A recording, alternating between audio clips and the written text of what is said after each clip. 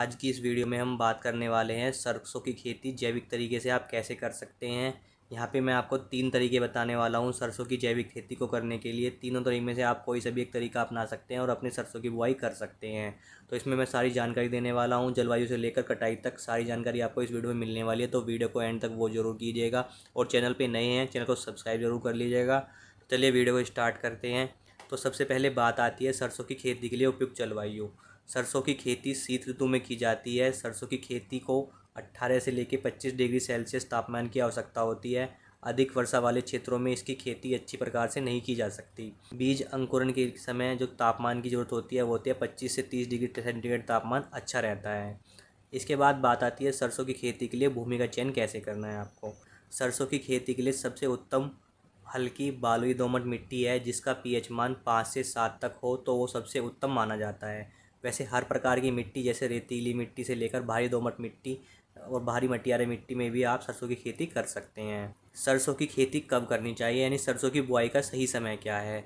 अगर आप पीली सरसों की खेती करना चाहते हैं जैविक विधि से तो आप पीली सरसों के लिए आप 15 सितंबर से लेकर 30 सितंबर तक आप उसकी बुआई कर दीजिए, क्योंकि अगर आप पहले ही समय पे ही बुआई करेंगे तो आप रोगों और कीटों से मुक्त रहेंगे। अपने सरसों में काफ़ी कम ही कीट लगेंगे, रोग और कीट आपकी सरसों में। सरसों की खेती की अच्छी पैदावार के लिए ऐसे क्षेत्रों में सरसों की बुआई 25 सितंबर से लेकर 15 अक्टूबर तक कर सकते हैं और सिंचित क्षेत्रों में आप सरसों की बुआई 5 अक्टूबर से लेकर 25 अक्टूबर के बीच में कर देनी चाहिए आपको। तो ये सबसे अच्छा समय है सरसों की बुआई का। साथ ही सरसों की खेती के लिए उन्नत किस्में का चयन करना होगा आपको। आप अब आप सरसों की खेती के लिए कोई भी किस्में चूज़ कर सकते हैं, बट मेरा मानना ये है आप सरसों की खेती के लिए रोग प्रतिरोधक क्षमता वाली किस्में ही चूज़ करें। तो यहाँ पे आपको कुछ किस्में मिल जाएंगी, उसके लिए अलग से मैंने वीडियो बनाई है जिसका लिंक मैंने नीचे डिस्क्रिप्शन में दिया है। आप वहाँ पे जाके सरसों की हाइब्रिड सरसों की किस्में देख सकते हैं। साथ ही मैंने पीली सरसों के लिए अलग वीडियो बनाई है, उसकी मैंने सारी जानकारी आपको उन वीडियो में दे दी है, आप उनको भी जाके वॉच कर सकते हैं। सरसों की किस्मों का चयन करने के बाद सबसे मेन बात आती है आपकी सरसों की बुआई के लिए बीज की मात्रा। सरसों की बुआई के लिए आपको जो बीज की मात्रा रखनी है, सिंचित क्षेत्रों में आप बुआई जो करेंगे सरसों के बीज की वो 5 से 6 किलोग्राम लेंगे प्रति हेक्टेयर के हिसाब से। अगर आप ऐसे क्षेत्रों में बुआई कर रहे हैं तो आप ले सकते हैं 5.5 से 6.5 किलोग्राम बीज प्रति हेक्टेयर के हिसाब से। अगर आप अगर आप पीली सरसों की बुआई कर रहे हैं तो आपको लेना है 4 किलोग्राम बीज प्रति हेक्टेयर के हिसाब से प्रयोग करना है। अगर 1 एकड़ के हिसाब से बात कर लें तो आपको 1 किलोग्राम बीज की आवश्यकता होगी। सरसों की किस्म चयन करने के बाद और सरसों की बीज की मात्रा की बात करने के बाद अब मेन बात आती है सरसों की बुआई के लिए बीज उपचार कैसे करें। आपको उपचार तीनों तरीके में इसी तरीके से करना है। वातावरण एवं नाइट्रोजन के प्रभावशाली स्थितिकरण के लिए सरसों के बीजों को एजोस्पाइसल कल्चर से तथा फास्फोरस विलयकारी जीवाणु कल्चर से बीज को आपको दोनों मात्रा में 5 से 5 ग्राम प्रति किलोग्राम के हिसाब से लेना है और बीज को उपचारित करना चाहिए। बीजों को बुआई से पहले गुड़ के घोल में नम करके जीवाणु कल्चरों के साथ अच्छी तरह मिलाकर छाया में सुखाना चाहिए। साथ ही फसलों को गलन रोग के प्रकोप से बचाने के लिए लहसुन का 2% बीजोपचार के लिए उपयुक्त पाया गया है। अब लहसुन का 2% कैसे तैयार करना है उसकी विधि मैंने नीचे अलग से वीडियो बनाई है, उसका लिंक नीचे डिस्क्रिप्शन में मिल जाएगा, आप वहाँ पे चेक कर सकते हैं। जब आपका लहसुन का 2% बन जाए तो उसमें आपको क्या करना है, जो लहसुन का 2% होता है उसमें आपका 5 से 7 किलोग्राम बीज के लिए पर्याप्त है, यानी 1 लीटर मात्रा लहसुन के 2% की 5 से 7 किलोग्राम बीज के लिए पर्याप्त है। इसके लिए बीजों को लहसुन के सत में 10 से 15 मिनट तक भिगोया जाता है। इसके उपरांत उपचारित बीजों को छायादार जगह पर सुखाया जाता है। इसके बाद आप अपनी सरसों की बुआई की जाती है। अब बात आती है सरसों की खेती के लिए बीजों की दूरी क्या रखनी है आपको। भूरी सरसों तथा पीली सरसों में पंक्तियों का फासला आपको जो रखना है 45 सेंटीमीटर रखना है तथा पौधे से पौधे की दूरी आपको 15 सेंटीमीटर रखनी है। लाही सरसों में आपको 30 सेंटीमीटर रखनी है पंक्ति से पंक्ति की दूरी और 10 सेंटीमीटर रखनी है आपकी पौधे से पौधे की दूरी।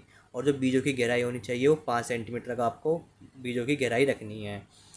अब जो मेन बात आती है वो आती है सरसों की खेती की तैयारी कैसे करनी है। यहाँ पे मैं आपको 3 तरीके बताने वाला हूँ सरसों की जैविक खेती करने के लिए। तो पहला जो तरीका है वो होता है वर्मी कंपोस्ट के थ्रू। सरसों के बीजों के अंकुरण के लिए मिट्टी का भुरभुरा होना अच्छा होता है, तो सरसों की खेती की अच्छी पैदावार के लिए खेत को हमेशा ऐसे तैयार करना चाहिए। इसके लिए हमें शुरुआत में खेतों में मिट्टी पलटने वाले हलों, रोटावेटर, कल्टीवेटर से गहरी जुताई कर खेत को 10 दिन के लिए खुला छोड़ देना है और खरपतवार को हाथों से निकालकर बाहर फेंक देना है, जिससे मिट्टी में धूप लगने से मिट्टी में मौजूद कीटनाशक और हानिकारक जीवाणु मर जाएं। अब जुताई करने के 10 दिन बाद खेत में आपको गोबर की खाद लेनी है या फिर आप ले सकते हैं वर्मी कंपोस्ट।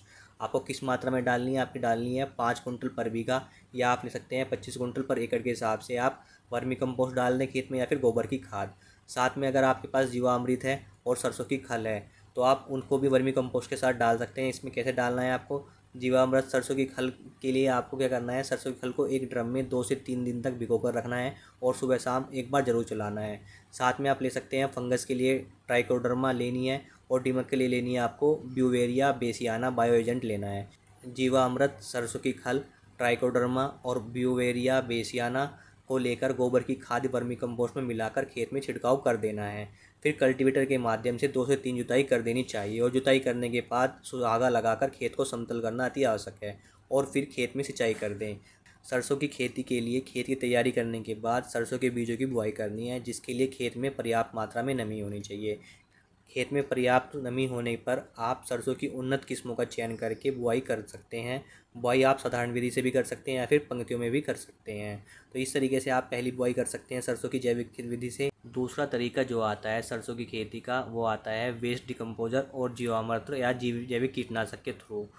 सरसों के बीजों के अंकुरण के लिए मिट्टी का भुरभुरा होना अच्छा होता है। तो सरसों की खेती की अच्छी पैदावार के लिए खेत को ऐसे तैयार करना चाहिए। खेत की तैयारी के लिए आप वेस्ट डिकम्पोजर या जीवामृत ले सकते हैं, और साथ में अगर आपके पास जैविक कीटनाशक है तो आप जैविक कीटनाशक का भी मिक्स कर सकते हैं। खेत की तैयारी करने से पहले खेत में पर्याप्त मात्रा होनी चाहिए। तो जब खेत में नमी हो तो आप वेस्ट डिकम्पोजर या जीवामृत को लेकर उसका छिड़काव पूरे खेत में कर दें।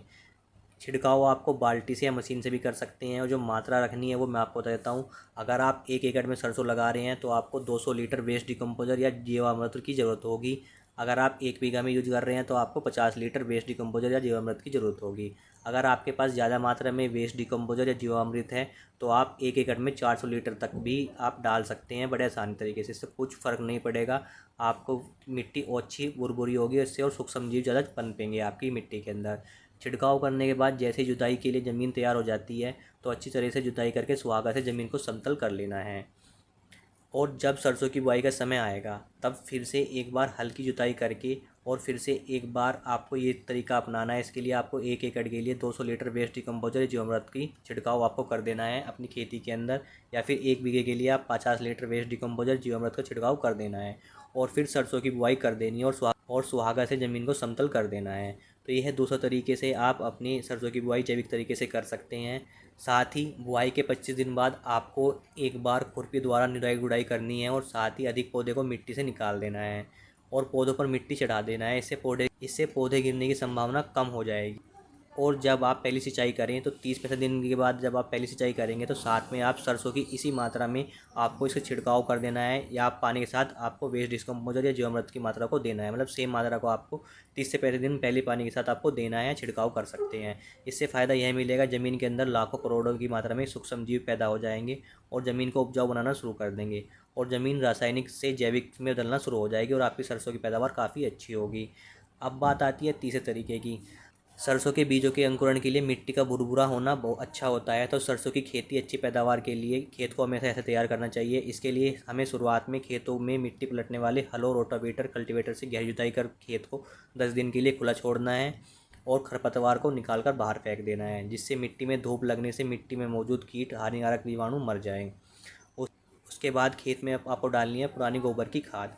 ऐसी चीज़ क्षेत्रों में आपको ये डालनी है 4 से 5 टन प्रति हेक्टर, और सिंचित क्षेत्रों में डालनी है 8 से 10 टन प्रति हेक्टर डाल देनी है, और डाल के फिर कल्टीवेटर के माध्यम से 2 से 3 जुताई कर देनी है, और जुताई करने के पश्चात सुहागा लगाकर खेत को समतल करना अति आवश्यक है, और फिर खेत में सिंचाई कर दें। सरसों की खेती के लिए खेती तैयारी करने के बाद सरसों के बीजों की बुआई करनी है, जिसके लिए खेत में पर्याप्त मात्रा में नमी होनी चाहिए। सरसों की बुआई के समय आपको 1 बीघे के हिसाब से आपको जो लेना है खाद की मात्रा वो लेनी है। ह्यूमिक एसिड जो दानेदार आता है आपको लेना है 2 किलोग्राम। कार्बनिक खाद जो आती है उसमें लेना है आपको 15 किलोग्राम। और बीज की जो मात्रा लेनी है आप कोई भी किस्म चूज़ कर सकते हैं, पीली सरसों या फिर आप हाइब्रिड सरसों, उसकी बीज की मात्रा लेनी है आपको 250 ग्राम। ह्यूमिक एसिड में सरसों की फसल में को फॉस्फोरस और पोटास की मात्रा मिल जाएगी, और कार्बनिक खाद में आपको कैल्शियम, सल्फर, नाइट्रोजन आदि पोषक तत्वों की मात्रा भी मिल जाएगी। तो इन्हीं तत्वों से, तो इन 2 खाद से आपको आपके सरसों के लिए जो पर्याप्त मात्रा में जो 4 पोषक तत्वों की जरूरत होती है वो मिल जाएगी, फास्फोरस, पोटास, सल्फर और नाइट्रोजन। सभी को अच्छे से मिक्स करके आप अपने सरसों के खेत में बुआई कर दें। बुआई करने के बाद सुहागा लगा के आप खेत को समतल कर लें। तो इन 3 तरीक़ों से आप सरसों की जैविक खेती कर सकते हैं। तो आपको जौन सी अच्छी लगे, जिसकी मात्रा का आपका पोषक तत्व आपके पास हैं, जो खाद आपके पास पर्याप्त मात्रा में होंगे, उसी से आप अपनी सरसों की खेती की बुआई कर दें। सरसों की खेती बुआई करने के बाद बात आती है सरसों की फसल में निराई गुड़ाई कब करें। जब आप सरसों की बुआई कर दें उससे 25 दिन बाद आप एक बार खुरपी द्वारा निराई गुड़ाई ज़रूर करनी चाहिए। उसमें आपको कोई कीटनाशक नहीं डालना चाहें, आपको सिर्फ हाथों से ही खुरपी के द्वारा अपनी निराई गुड़ाई कर देनी है। और निराई गुड़ाई करने के साथ जो अधिक मात्रा में आपके पौधे होंगे सरसों के, वो आपको निकाल देने हैं। पौधे पर मिट्टी चढ़ा देना है, जिससे पौधे गिरने की संभावना कम हो जाती है। निराई गुड़ाई करने के 8 दिन बाद, लगभग 30 से 35 दिन बाद आपको सरसों की पहली सिंचाई कर देनी है। सिंचाई करने के बाद आवश्यकता होने पर आपको दूसरी सिंचाई 75 से 80 दिन बाद करनी है। और ये याद रखें, फसल पर फूल आने के समय सिंचाई नहीं करनी है। इसके बाद बात आती है सरसों की फसल में लगने वाले कीट और रोगों से फसलों की सुरक्षा का प्रबंध कैसे करेंगे आप। सरसों को कीटों और रोगों से बचाने के लिए हमेशा गर्मी में खेत की गहरी जुताई करनी चाहिए। कीटों और रोगों से बचाने के लिए रोग प्रतिरोधक किस्मों को ही उगाना चाहिए। सरसों की समय पर बुआई करने से आप फसलों को काफ़ी हद तक कीटों और रोगों से बचा सकते हैं। सरसों की फसलों पर लगने वाले आरा मक्खी की सूंडियों को प्रातः टहनियों को तोड़कर इकट्ठा कर नष्ट कर देना चाहिए। प्रारंभिक अवस्था में झुंड में पाई जाने वाली बालदार सुंडी की पत्तियों को तोड़कर नष्ट कर देना चाहिए। प्रारंभिक अवस्था में माहू से प्रभावित फूलों, फलियों एवं शाखाओं को तोड़कर माहू सहित नष्ट कर देना चाहिए। सरसों की फसल में प्रमुख जो कीट लगते हैं, आरा मक्खी, चित्र बालदार सुंडी, पत्ती सुरंग कीट, माहू आदि। इनसे सरसों की फसलों को बचाने के लिए आपको सबसे पहले जिन पंक्तियों या पत्तियों पर किन कीटों का प्रकोप दिखाई दे रहा है, उन पत्तियों को तोड़कर जला देना चाहिए। साथ ही प्रकोप दिखाई देने के 15 से 15 दिन के अंतराल पर नीम का तेल, जो कि आपको पता है एजाडिरेक्टिन 0.03% का छिड़काव करने पर कीट का प्रकोप नहीं होता है। सरसों की फसल के प्रमुख रोग जैसे सफ़ेद रत्वा रोग, तना गलन, आपका पर्णचिक आदि जो रोग होते हैं, इनसे बचने के लिए आपको सरसों की बुआई समय पर करनी चाहिए और बीजों को उपचारित करके ही बुआई करनी चाहिए। साथ ही रोग ग्रसित फसलों अवशेषों को जलाकर ज़मीन में दबाकर नष्ट कर देना चाहिए। यानी कि तला गलन जैसे रोगों से सरसों की फसल को बचाने के लिए बुआई के समय 5 किलोग्राम पर हेक्टेयर की दर से ट्राइकोडर्मा विरिडी को जैविक खाद के साथ उपयोग करना पर तनागलन जैसे रोग नहीं लगते हैं। इसके साथ ही लहसुन का 2% सत्व का भी जो उपचार के समय उपयोग करें। और साथ ही बुआई से 50 दिन बाद आपको 35 से 40% फूलों की मात्रा जब आ जाए आपके पौधे पर, तब इसका एक बार छिड़काव कर दें 1 लीटर पर हेक्टेयर के हिसाब से। और दूसरा छिड़काव 70 दिन बाद 1 लीटर पर हेक्टेयर की दर से छिड़काव कर दें। इससे आपके सारे रोगों की रोकथाम हो जाएगी। इसके बाद बात आती है उपज की। जैविक तरीके से सरसों की खेती करने पर प्रथम एवं द्वितीय वर्ष में रासायनिक खेती की तुलना में सरसों की उपज काफ़ी कम हो सकती है, यानी 5 से 10% कमी आ सकती है।